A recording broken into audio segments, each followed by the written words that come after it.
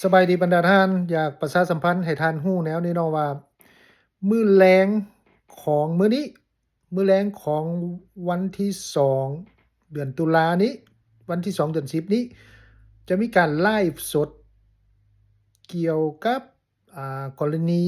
บริษัทพรศักดิ์เนาะที่ว่ารัฐบาลได้อนุมัติเงินกู้ให้แก่บริษัทพรศักดิ์ถึง 4.7 ตื้อดอลลาร์อืม สิมาเว้ารายละเอียดสิมาไลฟ์สดแล้วก็เว้ารายละเอียดเกี่ยวกับเรื่องนี้เนาะ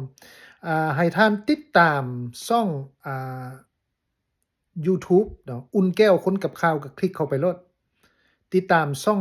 ยูทูบอุ่นแก้วคนกับข่าวตีภาษาลาวเข้าไปโลดอ่าเวลาประมาณ9โมง9โมงแลงของมื้อนี้แหละสิไลฟ์สดเนาะให้ท่านติดตามเด้อแล้วพบกันตอน9โมงมื้อแลง